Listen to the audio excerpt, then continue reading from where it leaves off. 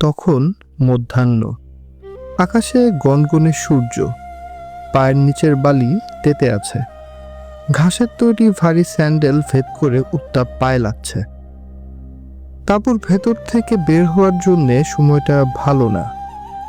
আউজ তাঁবু থেকে বের হয়েছে। তাকে অস্থির লাগছে। তার ডান হাতে 4টা খেজুর। সে খেজুর হাত বোতল করছে, কখনো ডান হাতে কখনো বাম হাতে। আউজ মনের অস্থিরতা কমানোর জন্য দেবতা হাবুলকে স্মরণ করল। হাবুল কাবা শরীফে রাখা এক দেবতা, যার চেহারা মানুষের মতো।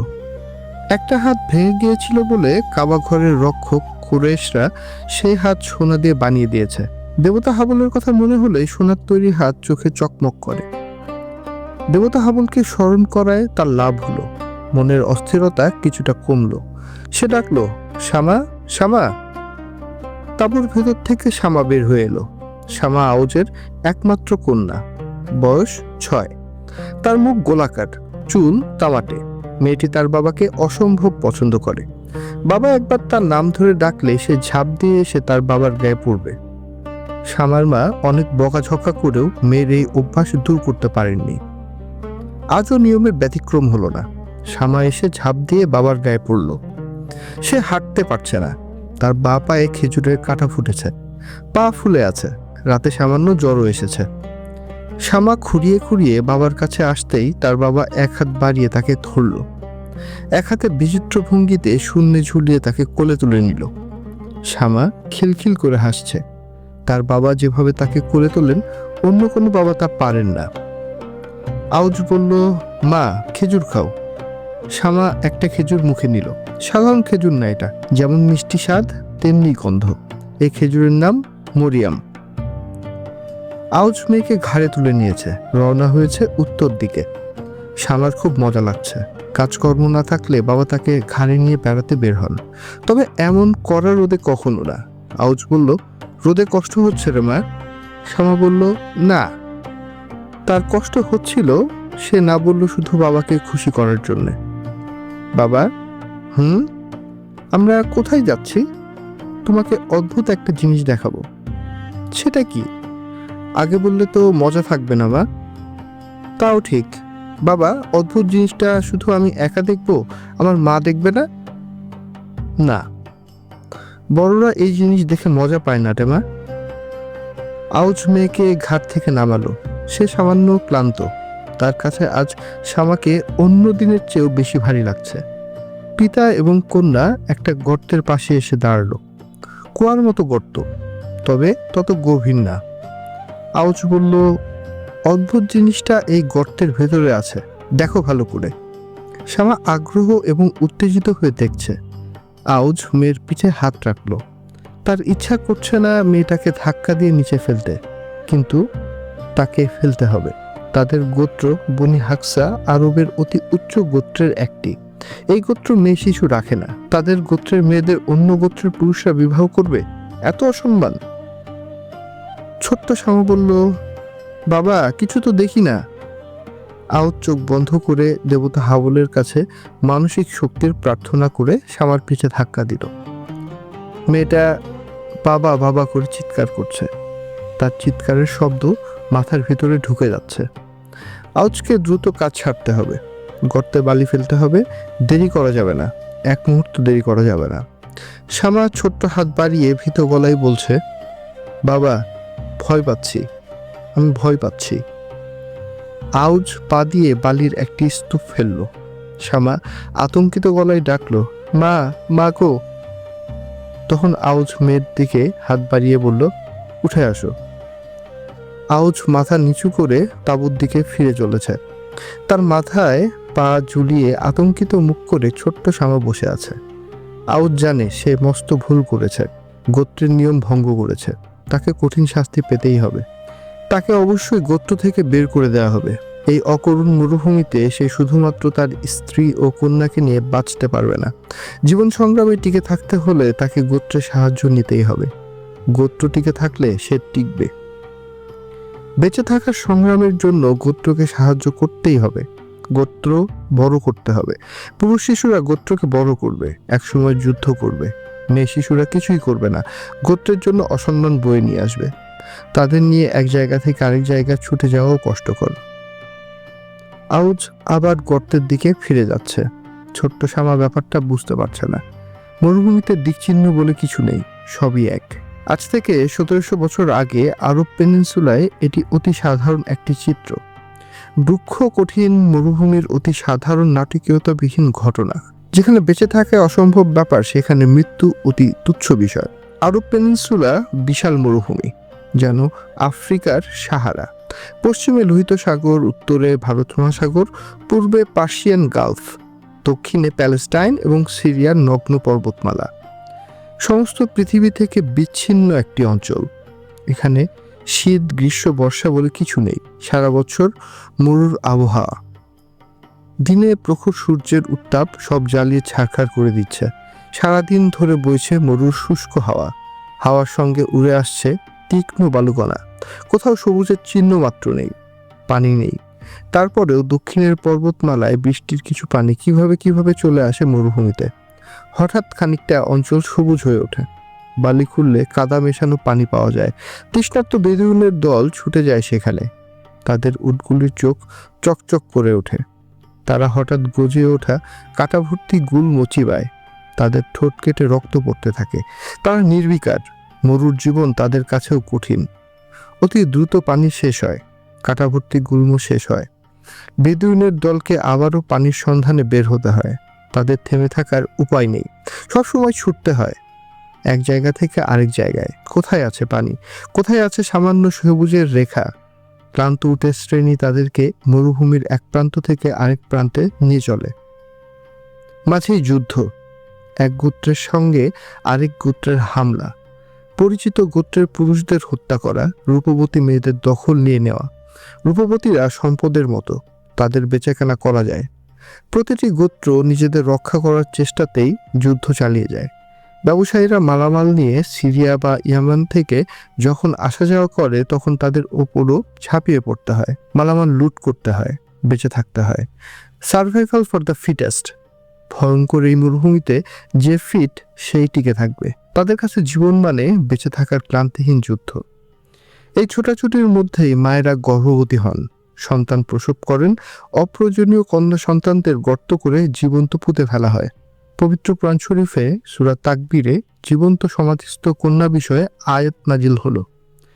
কিয়ামতের বর্ণনা দিতে দিতে পরম করুণাময় বললেন, সূর্য যখন তার প্রভা হারাবে, যখন নক্ষত্র খসে পড়বে, পর্বতমালা অপসারিত হবে, যখন পূর্ণগর্ভা উষ্ট্রী উপেক্ষিত হবে, যখন বন্য পশুরা একত্রিত হবে, যখন সমুদ্র স্ফীত হবে, দেহে যখন আত্মা পুনঃসংযোজিত হবে, তখন জীবন্ত সমাধিস্থ কন্যাকে জিজ্ঞাসা করা হবে, কি অপরাধে তাকে হত্যা করা হয়েছিল। যে মহামানব করুণাময়ের এই বাণী আমাদের কাছে নিয়ে এসেছেন, আমি এক অকৃতি তার জীবনী আপনাদের জন্য লেখার বাসনা করেছি। সব মানুষের পিতৃঋণ মাতৃঋণ থাকে, নবীজির কাছেও আমাদের ঋণ আছে। সেই বিপুল ঋণ শোধের অতি অক্ষম চেষ্টা এই লেখা। ভুলভ্রান্তি যদি কিছু করে ফেলে, তার জন্য ক্ষমা চাচ্ছি পরম করুণাময়ের কাছে। তিনি তো ক্ষমা করার জন্যই আছেন। ক্ষমা প্রার্থনা করছি নবীজির কাছেও, তার কাছেও আছে ক্ষমার অথৈ সাগর। তোরা দেখে যা আমিনা মায়ের কোলে। বিখ্যাত এই গানের কলি শুনলেই অতি আনন্দময় একটি ছবি ভেসে ওঠে। মা মুগ্ধ চোখে নবজাত শিশুর মুখের দিকে তাকিয়ে আছেন। তার কোলে পূর্ণিমার স্নিগ্ধ চন্দ্র, তার চোখ মুখ আনন্দে ঝলমল করছে। ঘটনা কি আসলে সেরকমই ছিল? সেরকম অবশ্য হওয়ার কথা না। শিশুটির বাবা নেই।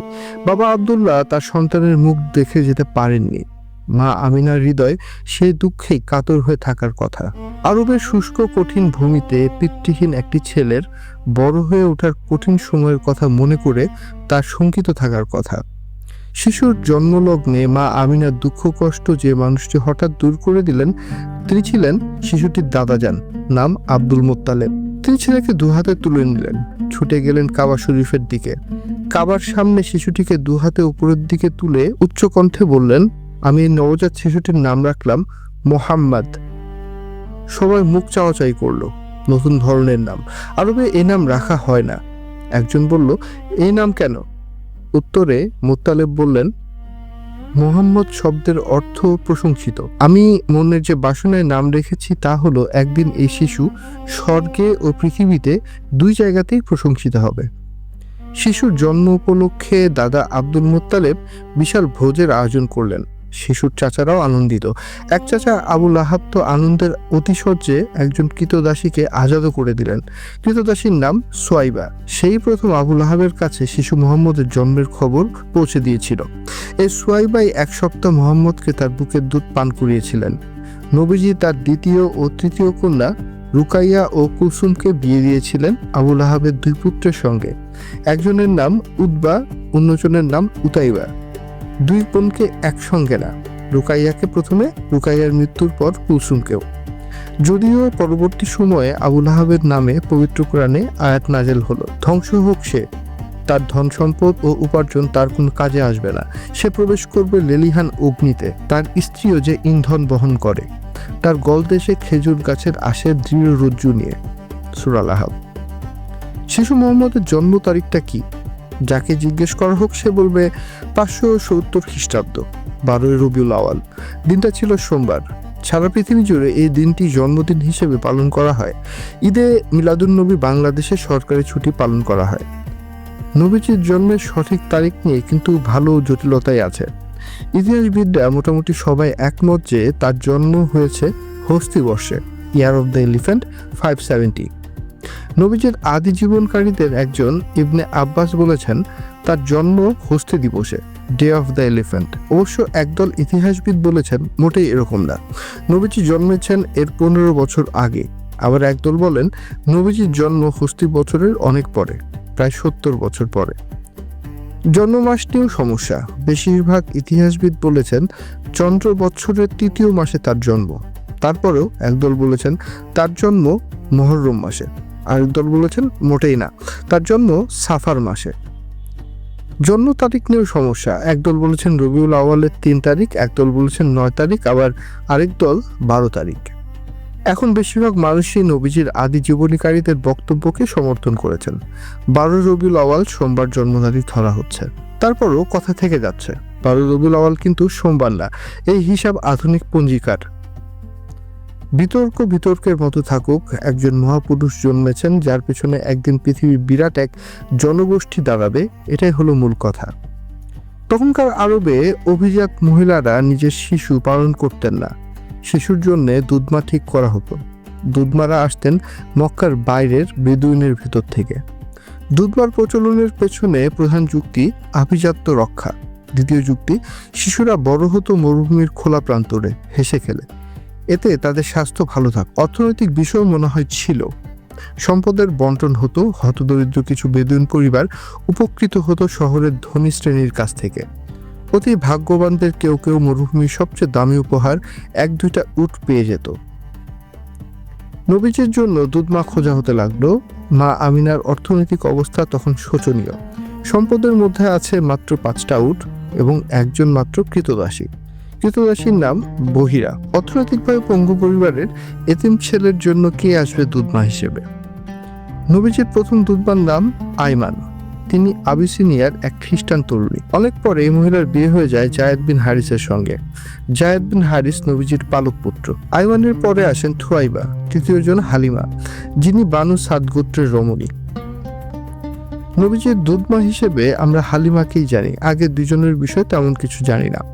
হালিমার অবস্থাটা দেখি চলুন। বানু সাদ গোত্রের সবচেয়ে দরিদ্র মহিলা। ঘরে তার নিজের খাওয়ার ব্যবস্থাই নেই। বুকে এ পরিমাণ দুধ নেই যে নিজের শিশুটিকে দুধ খাওয়াবেন।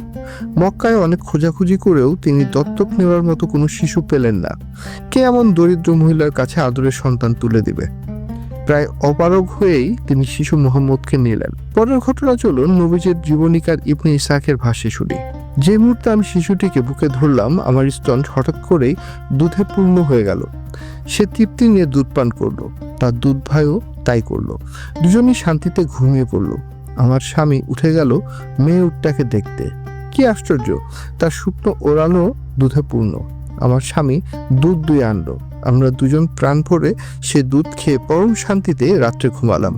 পরদিন সকালে আমার স্বামী বলল, হালিমা, তুমি কি বুঝতে পারছো তুমি এক পবিত্র শিশুকে ঘরে এনেছো?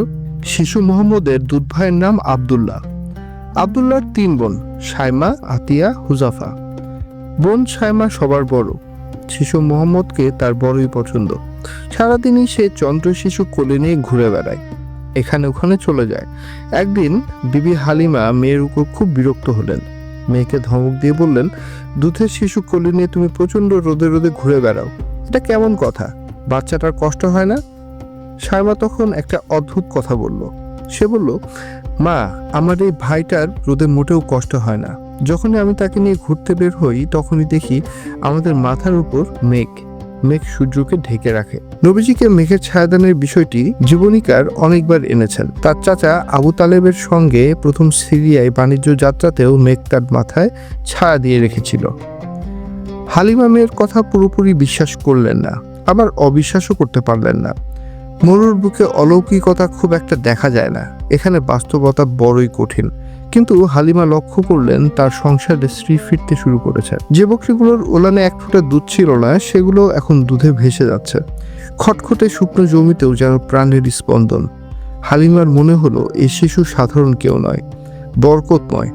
তিনি পরম মমতায় শিশুটিকে বুকে জড়িয়ে রাখেন। বনু সাদ গোত্রের সেই প্রান্তর, ধুধু বালি আর পাথর, এর মাঝে ছোট্ট শিশু মোহাম্মদ বড় হচ্ছেন, দৌড়াদৌড়ি করছেন, তার ভাষা শেখা হচ্ছে, আরবের বিশুদ্ধতম আরবি ভাষা। বেদুইনরা কথা বলে খুব গুছিয়ে, ছন্দে ছন্দে। শিশু মোহাম্মদ সেই ছন্দ নিজের ভেতর ধারণ করে নিচ্ছেন। এরই মাঝে একদিন অদ্ভুত এক ঘটনা ঘটল। হালিমার পুত্র এবং মোহাম্মদ তাঁবুর পেছনে খেলছিলেন। হঠাৎ হালিমার পুত্র দৌড়ে এলো, তার চোখে মুখে আতঙ্ক। সে দ্রুত শ্বাস নিতে নিতে বলল, মা, মা, কুরাইশি ভাইটিকে মেরে ফেলা হয়েছে। হালিমা এবং তার স্বামী হন্তদন্ত হয়ে দৌড়ে গেলেন। গিয়ে দেখলেন শিশু মোহাম্মদ শান্ত হয়ে দাঁড়িয়ে আছেন। তার চেহারায় কোনো ভীতি নেই, বরং এক অদ্ভুত প্রশান্তি, তবে মুখ কিছুটা ফ্যাকাশে। হালিমা জড়িয়ে ধরলেন তাকে। কি হয়েছে বাবা, কি হয়েছে? শিশু মোহাম্মদ শান্ত গলায় বললেন, সাদা পোশাক পরা দুজন লোক এসেছিলেন, তারা আমাকে শুইয়ে দিলেন, আমার বুক চিরে কি যেন বের করে ফেলে দিয়ে আবার ঠিক করে দিলেন। হালিমা শিউরে উঠলেন, স্বামীর দিকে তাকালেন। স্বামীর চোখেও ভয়। এই শিশুকে আর এখানে রাখা ঠিক হবে না, জিনপরির আসর হতে পারে, কিংবা কোনো শত্রু। তারা সিদ্ধান্ত নিলেন আমানত তার মায়ের কাছে ফিরিয়ে দেওয়াই উত্তম। যদিও হালিমা জানেন এই শিশুকে ছাড়া তার দিন কাটবে না, তার হৃদয় ভেঙে যাবে, কিন্তু শিশুর মঙ্গলের কথা ভেবেই তাকে ফিরতে হবে মক্কায়। 5 বছর বয়সে মা আমিনার কোলে ফিরে এলেন শিশু মোহাম্মদ। মা আমিনা ছেলেকে বুকে জড়িয়ে ধরলেন। এতদিন পর বুকের ধনকে ফিরে পেয়ে তার চোখ দিয়ে আনন্দ অশ্রু গড়িয়ে পড়ল। কিন্তু আমিনার মনে এক গভীর সুপ্ত বাসনা। ছেলের বাবাকে তো ছেলে দেখল না, স্বামীর কবরটা কি ছেলেকে দেখানো যায় না? আব্দুল্লাহর কবর মদিনায়, তৎকালীন যেটার নাম ছিল ইয়াসরিব। মক্কা থেকে অনেক দূর, মরুর পথ। তবুও আমিনা মনস্থির করলেন তিনি যাবেন। শ্বশুর আব্দুল মোতালেব অনুমতি দিলেন। সঙ্গী হলেন আমিনার বিশ্বস্ত দাসী উম্মে আইমান। আর এছাড়া শ্বশুরবাড়ির আত্মীয়রা তো ইয়াসরিবে আছেনই। তারা রওনা হলেন। দীর্ঘ পথ। উটের পিঠে দুলতে দুলতে শিশু মোহাম্মদ দেখছেন অন্তহীন মরুভূমি। মা পাশে আছেন, এটাই তার সবচেয়ে বড় স্বস্তি। ইয়াসরিবে পৌঁছে নাজ্জার গোত্রের আত্মীয়দের বাড়িতে উঠলেন তারা। সেখানে 1 মাস থাকলেন। শিশু মোহাম্মদ এখানে সাঁতার শিখলেন, আত্মীয় ভাই বোনদের সাথে খেলাধুলা করলেন। বাবার কবরের পাশে দাঁড়িয়ে মা যখন কাঁদতেন, শিশুটি তখন কিছুই বুঝতেন না, শুধু অবাক হয়ে মায়ের কান্নার দিকে তাকিয়ে থাকতেন। মাটির নিচে মানুষ কেন থাকে? বাবা কি আর উঠে আসবে না? 1 মাস পর ফেরার পালা। আবার সেই দীর্ঘ পথ। মক্কার পথে কাফেলা চলছে, কিন্তু আবওয়া নামক স্থানে এসে আমিনা অসুস্থ হয়ে পড়লেন। শরীর পুড়ে যাচ্ছে জ্বরে। কাফেলা থামলো নির্জন মরুপ্রান্তর। আশেপাশে জনবসতি নেই, শুধু রুক্ষ পাহাড় আর বাতাস। আমিনার অবস্থা দ্রুত খারাপ হতে লাগলো। তিনি বুঝতে পারলেন তার সময় শেষ। তিনি শিশু মোহাম্মদকে কাছে ডাকলেন। 6 বছরের এতিম শিশু, বাবার আদর পায়নি, কিন্তু এখনই মাকে হারাতে বসেছে। আমিনা ছেলের মুখের দিকে তাকালেন, অপলক দৃষ্টি। হাত বাড়িয়ে ছেলের ধুলোমলিন মুখ স্পর্শ করলেন। বিড়বিড় করে বললেন, বাবা, আমি চলে যাচ্ছি, কিন্তু তুমি থাকবে। তুমি এমন কীর্তি রেখে যাবে যা এই পৃথিবীর সব মানুষ মনে রাখবে। আল্লাহ তোমাকে রক্ষা করবেন। আমিনার চোখ বন্ধ হলো। আবহাওয়ার রুক্ষ মাটিতে চিরনিদ্রায় শায়িত হলেন মা আমিনা। কি ভয়াবহ এক দৃশ্য! দিগন্তজোড়া মরুভূমি, কোথাও কেউ নেই, শুধু এক সদ্য খোঁড়া কবর। আর সেই কবরের পাশে বসে আছে 6 বছরের এক ছোট্ট শিশু মোহাম্মদ। তার চোখে পানি নেই, সে স্তব্ধ, পাথর হয়ে গেছে যেন। পৃথিবী যে এত নিষ্ঠুর হতে পারে তা কি সে জানতো? দাসী উম্মে আয়মান শিশুটিকে জড়িয়ে ধরে ডুকরে কেঁদে উঠলেন।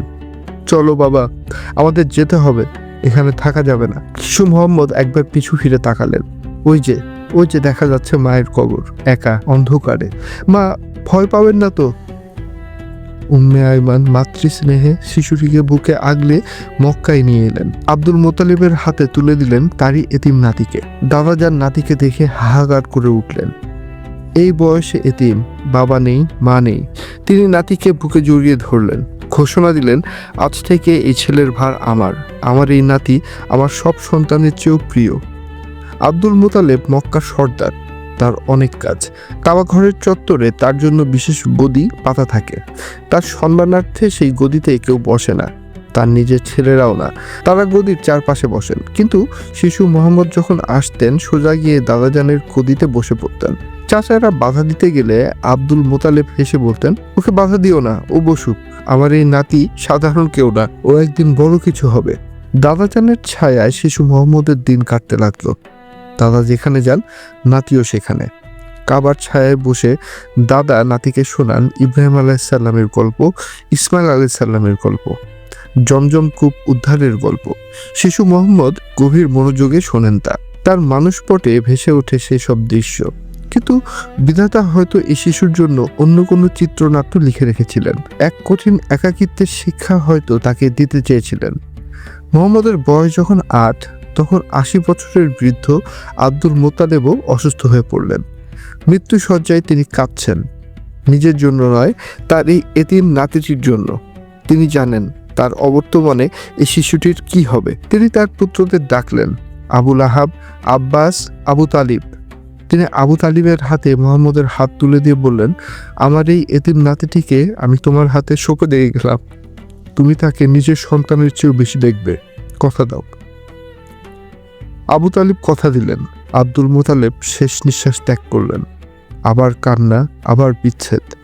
8 বছরের জীবনে এই নিয়ে তৃতীয়বার আপনজনকে হারালেন মোহাম্মদ। খাটিয়ায় করে যখন দাদাকে নিয়ে যাওয়া হচ্ছে কবরের দিকে, শিশু মোহাম্মদ সেই খাটিয়ার পিছু পিছু হাঁটছেন। তার ছোট্ট বুকটা ফেটে কান্না আসছে, কিন্তু তিনি কাঁদছেন নীরবে। তার চোখ দিয়ে টপটপ করে পানি পড়ছে। মরুভূমির বালিতে সেই পানি শুষে নিচ্ছে। পৃথিবী বড়ই নির্দয়, কিন্তু এই নির্দয় পৃথিবী তাকে তৈরি করেছে এক মহাজীবনের জন্য। আবু তালিবের সংসার বড়, অভাবের সংসার, অনেকগুলো ছেলে মেয়ে তার।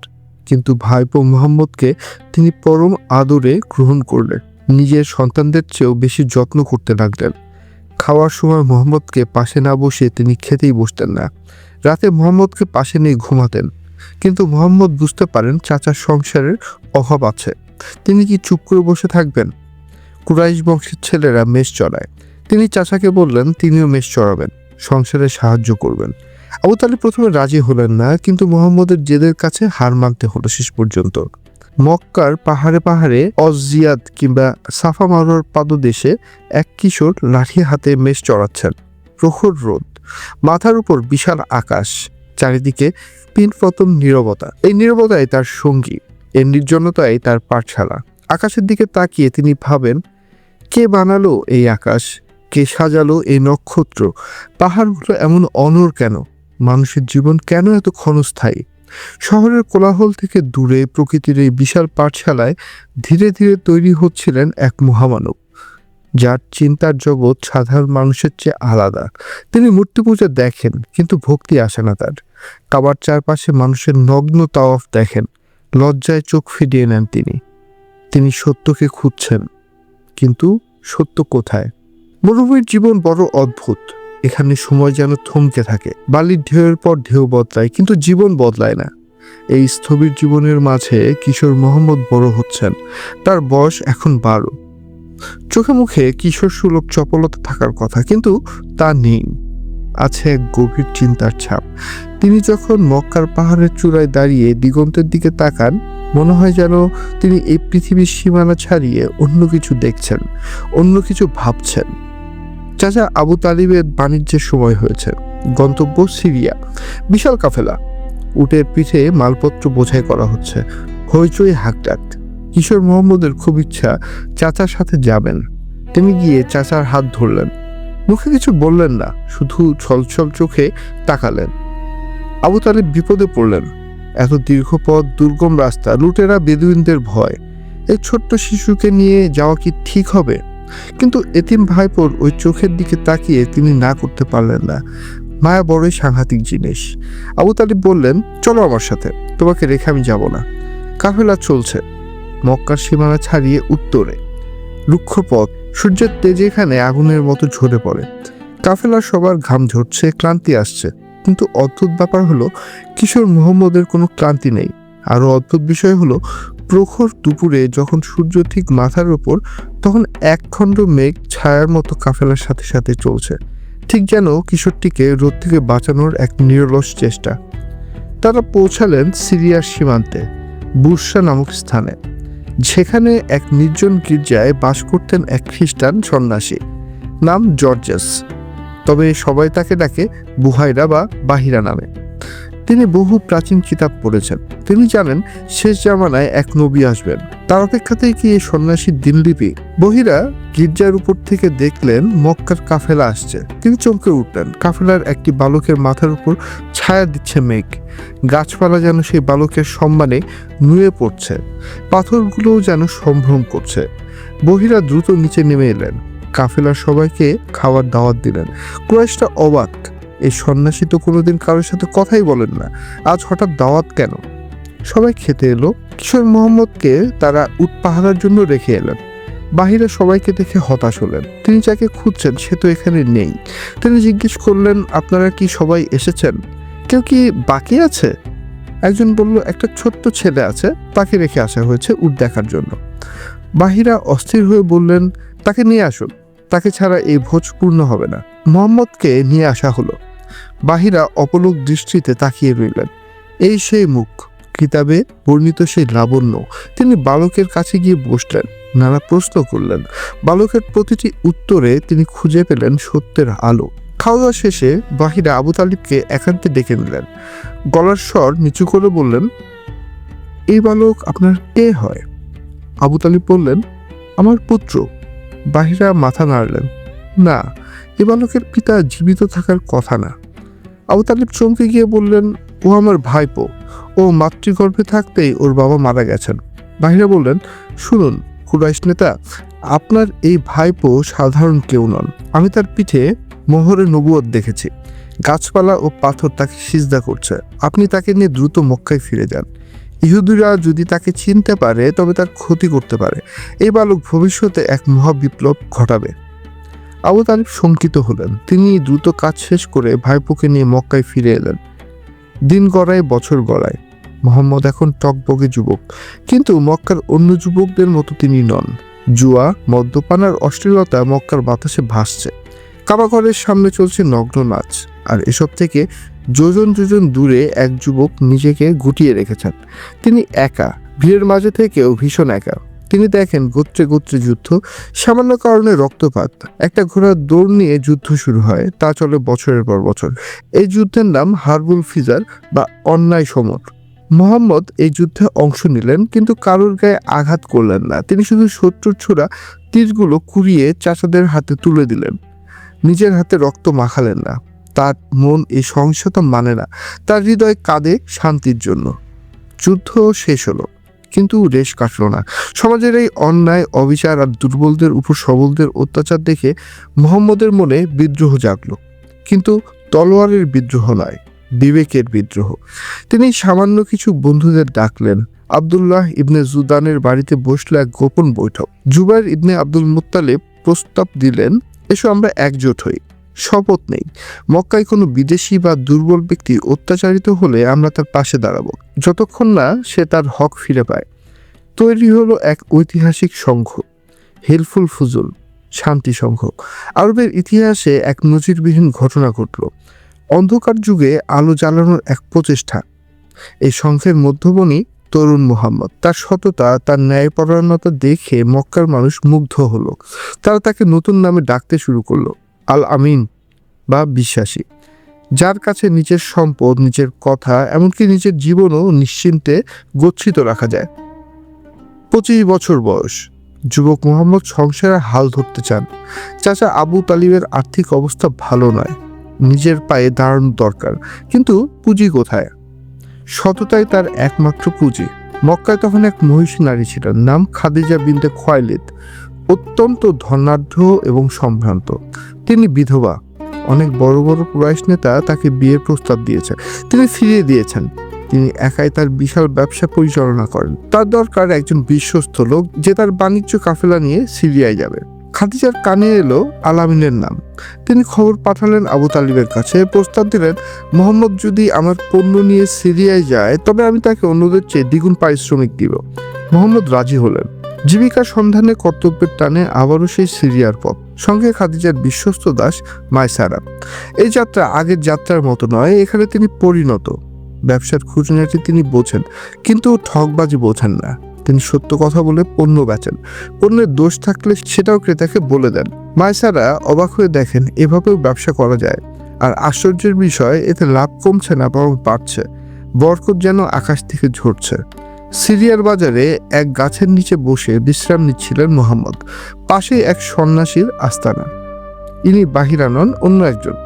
সন্ন্যাসী মায়সারাকে ডেকে জিজ্ঞেস করলেন, গাছের নিচে বিশ্রাম নেওয়া ওই যুবকটি কে? মায়সারা বলল, ইনি মক্কার কুরাইশ বংশের লোক। সন্ন্যাসী দীর্ঘশ্বাস ফেলে বললেন, এই গাছের নিচে ঈসা আলাইহিসসালামের পর আর কোনো নবী ছাড়া কেউ বসেনি। মায়সারা সন্ন্যাসীর এই কথাটিকে মনে গেঁথে রাখল। ফেরার পথে সে দেখল আরেক অলৌকিক দৃশ্য। প্রখর রোদে দুই ফেরেশতা যেন ছায়া দিয়ে মুহাম্মদকে আগলে রাখছে। মক্কায় ফিরে এলো কাফেলা। অভাবনীয় লাভ হয়েছে। খাদিজা খুশি, কিন্তু তার চেয়েও বেশি তিনি মুগ্ধ হলেন মায়সারার মুখে মুহাম্মদের প্রশংসা শুনে। মায়সারা পথের সব ঘটনার বর্ণনা দিলেন, সেই মেঘের ছায়া, সেই সন্ন্যাসীদের কথা, সেই সত্তার গল্প।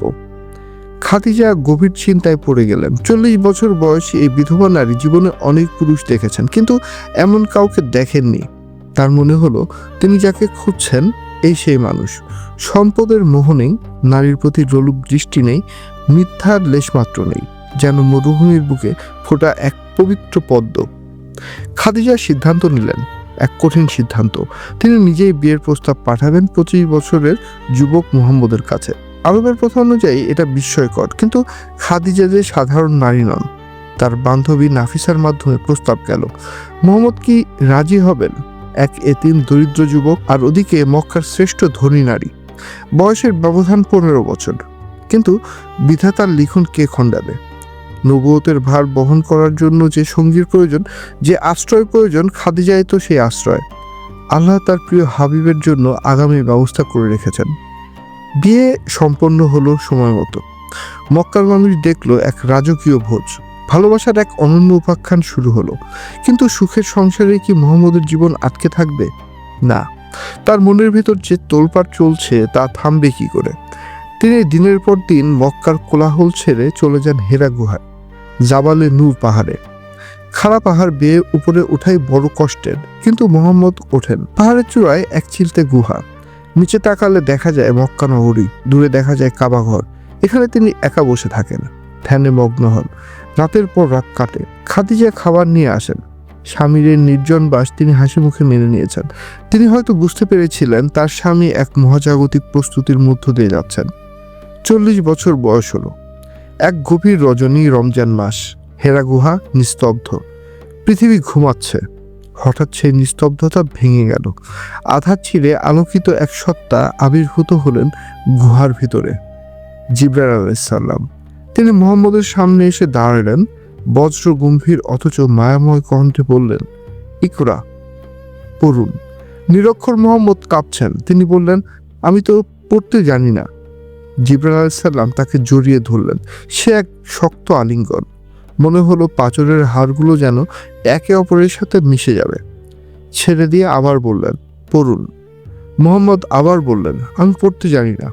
তৃতীয়বার আলিঙ্গন করে জিবরাইল আলাইহিস সালাম শোনালেন সেই অমীয় বাণী, যা কিয়ামত পর্যন্ত এই পৃথিবীকে পথ দেখাবে। পাঠ করুন আপনার পালনকর্তার নামে, যিনি সৃষ্টি করেছেন মানুষকে জমাট রক্ত থেকে। ওহী নাজিল শুরু হলো। পৃথিবীর ইতিহাসের মোড় ঘুরে গেল। কিন্তু সেই মুহূর্তে মুহাম্মদ সাল্লাল্লাহু আলাইহি সাল্লামের অবস্থা কি হয়েছিল? তিনি থরথর করে কাঁপছেন, শরীর দিয়ে ঘাম ঝরছে, এক অজানা ভয়ে তার বুক দুরুদুরু করছে। তিনি দ্রুত গুহা থেকে নামলেন, ছুটছেন বাড়ির দিকে, খাদিজার কাছে।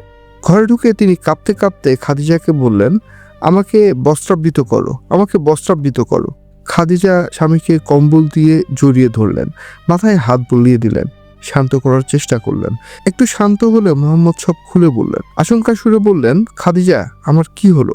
আমি কি বাঁচবো? আমার নিজের জীবন নিয়ে আমি শঙ্কিত। পৃথিবীর কোনো নারী তখন কি উত্তর দিত জানা নেই, কিন্তু খাদিজা রাদিয়াল্লাহু আনহু যা বললেন তা ইতিহাসে স্বর্ণাক্ষরে লেখা থাকবে। তিনি স্বামীর চোখে চোখ রেখে অভয় দিয়ে বললেন, কখনোই না, আল্লাহর কসম, আল্লাহ আপনাকে কখনোই অপমানিত করবেন না। আপনি তো আত্মীয় স্বজনের খোঁজ খবর রাখেন, দুস্থদের সাহায্য করেন, নিঃস্বদের অন্ন দেন, অতিথিদের সেবা করেন এবং সত্যের পথে বিপদগ্রস্তদের সহায়তা করেন। এমন মানুষকে আল্লাহ কখনো ধ্বংস করতে পারেন না। কি অসাধারণ, কি বিশ্বাস! নবুয়তের প্রথম সাক্ষী দিলেন এক নারী, প্রথম বিশ্বাসী, প্রথম মুসলিম, প্রথম আশ্রয়। কিন্তু এরপর শুরু হলো এক কণ্টকাকীর্ণ পথ চলা।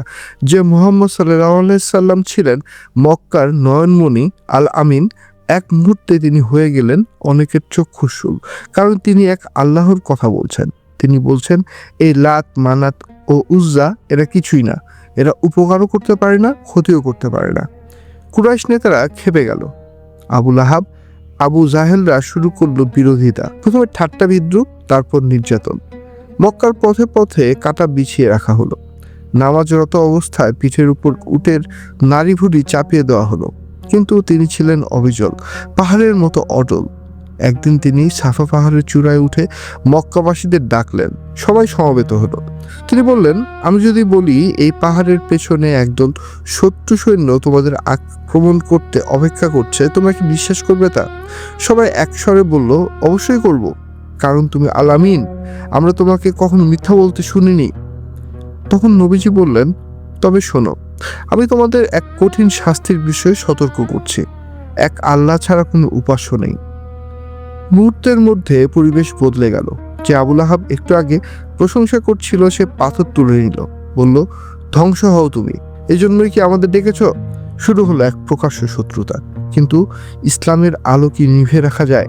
মক্কার মানুষ যখন মুখ ফিরিয়ে নিল, নবীজি ভাবলেন পাশের শহর তায়েফে যাবেন, সেখানকার মানুষকে সত্যের পথে ডাকবেন, সঙ্গে পালকপুত্র জায়েদ থাকবে। কিন্তু তায়েফ মক্কার চেয়েও কঠিন। তারা শুধু কথাই ফেরালো না, শহরের বখাটে ছেলেদের লেলিয়ে দিল। পাথর বৃষ্টি হলো। বৃষ্টির পানি শরীর জুড়িয়ে দেয়, কিন্তু পাথরের বৃষ্টি শরীর থেতলে দেয়। নবীজি রক্তাক্ত হলেন, তার শরীর বেয়ে রক্ত গড়িয়ে পায়ের জুতোয় জমাট বেঁধে গেল। তিনি হাঁটতে পারছেন না, বসে পড়ছেন। বখাটেরা তাকে টেনে তুলে আবার পাথর মারছে। জায়েদ ঢাল হয়ে দাঁড়ানোর চেষ্টা করছেন, তার মাথা ফেটে রক্ত পড়ছে।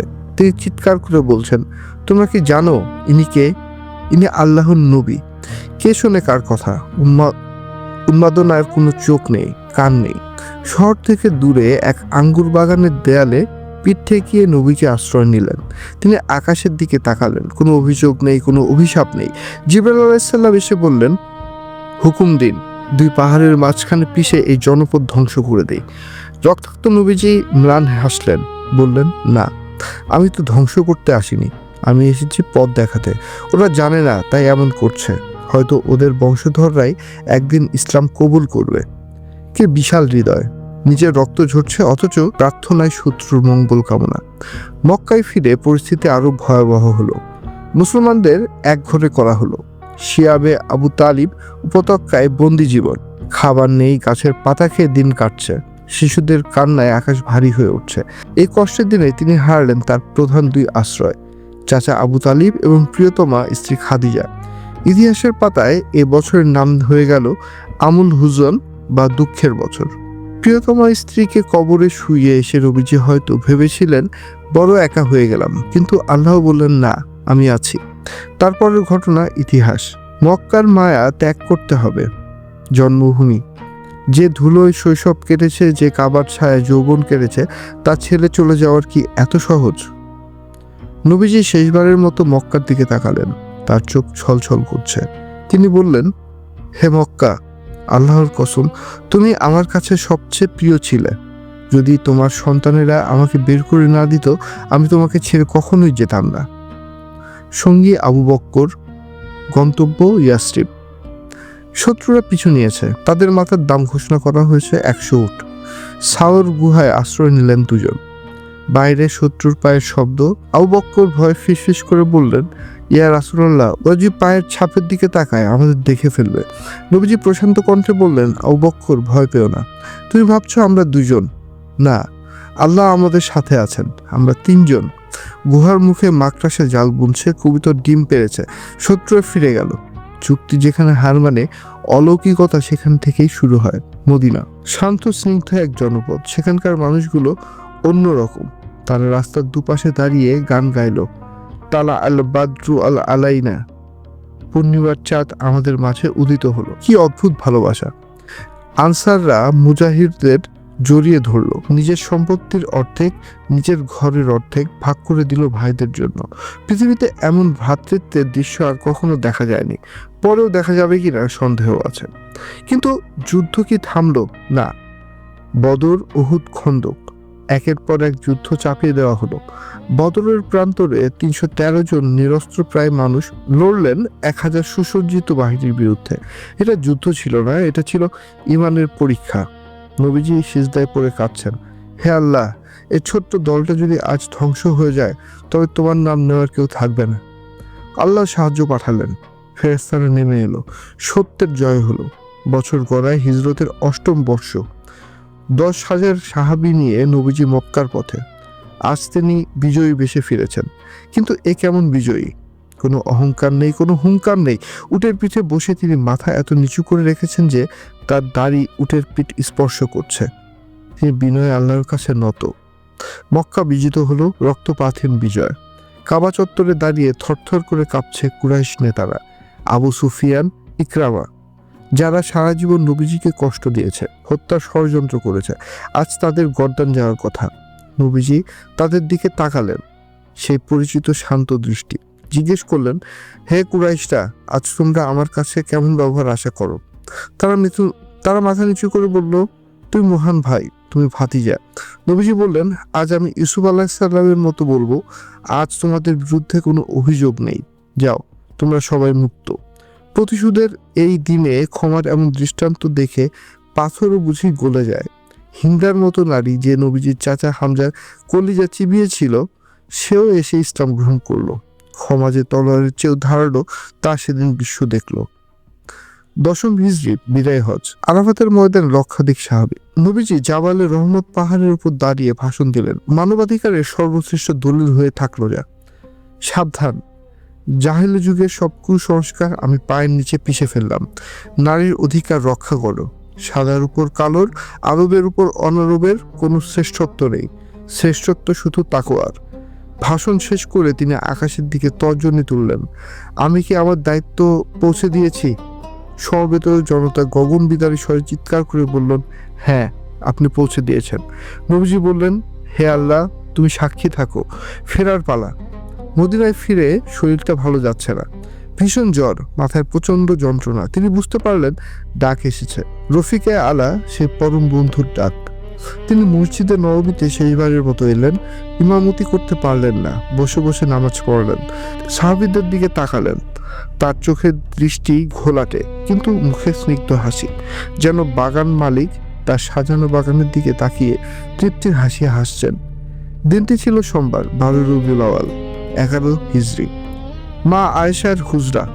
নবীজির মাথা আয়েশার কোলের উপর। শরীর দুর্বল, কথা বলতে কষ্ট হচ্ছে। আব্দুল রহমান বিল আবু বক্কর ঢুকলেন হাতে মেসোয়াক নিয়ে। নবীজির দৃষ্টি মেসোয়াকের দিকে। আয়েশা বুঝতে পারলেন তিনি মেসোয়াকটি চিবিয়ে নরম করে স্বামীর মুখে দিলেন। নবীজি শেষবারের মতো দাঁত মাজলেন। পবিত্রতার প্রতি তার আজীবন ভালোবাসা। তারপর হাতটি সামান্য উপরে তুললেন, ঠোঁট নড়ে উঠল। অস্পষ্ট স্বরে বললেন, আল্লাহুম্মা ফির রফিকিল আলা, হে আল্লাহ, পরম বন্ধুর সান্নিধ্যে। হাতটি পড়ে গেল। চোখের পাতা স্থির হলো। পৃথিবীর শ্রেষ্ঠ মহামানব, করুণার আধার, রহমতুল্লিল আলামিন, পৃথিবীর মায়া ত্যাগ করলেন। মদিনার বাতাস ভারী হয়ে গেল, কান্নার রোলে আকাশ বাতাস প্রকম্পিত। ওমর রাদিয়াল্লাহু আনহু তলোয়ার হাতে দাঁড়িয়ে গেলেন। যে বলবে মোহাম্মদ মারা গেছে, আমি তার মাথা দ্বিখণ্ডিত করব। তিনি মুসা আলাইহিস সালামের মতো আল্লাহর সাথে দেখা করতে গেছেন, আবার ফিরবেন। ওমর বিশ্বাস করতে পারছেন না, ভালোবাসার মানুষ চলে গেলে মস্তিষ্ক কাজ করে না। তখন এগিয়ে এলেন ধীরস্থির আবু বকর রাদিয়াল্লাহু আনহু। তিনি নবীজির কপালে চুমু খেলেন, তারপর বাইরে এসে উমরকে থামালেন। সমবেত জনতার উদ্দেশ্যে বললেন সেই চিরসত্য কথা, হে মানুষ, তোমাদের মধ্যে যারা মুহাম্মদের পূজা করতে তারা জেনে রাখো মুহাম্মদ মারা গেছেন, আর যারা আল্লাহর ইবাদত করতে তারা জেনে রাখো আল্লাহ চিরঞ্জীব, তার মৃত্যু নেই। তারপর তিনি কোরআনের আয়াত পড়লেন, মুহাম্মদ একজন রাসূল ছাড়া আর কিছুই নন, তার আগে বহু রাসূল কত হয়েছেন। ওমরের হাত থেকে তলোয়ার খসে পড়ল, তিনি মাটিতে বসে পড়লেন। সত্য বড় কঠিন, কিন্তু সত্যকে মেনে নিতেই হয়। সূর্য ডুবে যাচ্ছে, মদিনার গোরস্থানে অন্ধকার নামছে, কিন্তু সে অন্ধকার সাময়িক, কারণ তিনি যে আলো জ্বেলে দিয়ে গেছেন তা কিয়ামত পর্যন্ত নিভবে না। 1400 বছর পরেও পৃথিবীর কোনো এক প্রান্তে কোনো এক মুয়াজ্জিন যখন আজান দেয়, আশহাদু আন্না মুহাম্মাদুর রাসূলুল্লাহ, আশহাদু আন্না মুহাম্মাদুর রাসূলুল্লাহ, তখন বাতাস থমকে দাঁড়ায়, কোটি কোটি মানুষের হৃদয়ে ঢেউ লাগে। তিনি নেই, কিন্তু তিনি আছেন। তিনি আছেন দরুদে, তিনি আছেন আমাদের প্রার্থনায়, তিনি আছেন চোখের পানিতে। আমার এই অকৃত কলমে তার জীবনে রাখার দুঃসাহস এখানে শেষ হোক। সমুদ্রের পানি দিয়ে কি আর তৃষ্ণা মেটে? তবুও চেষ্টা, ভুলভ্রান্তি যা হয়েছে তার জন্য আবারও ক্ষমা চাইছি পরম করুণাময়ের কাছে, আর সে মহামানবের কাছে, যিনি বলেছেন, হে আমার উম্মত, আমার উম্মত।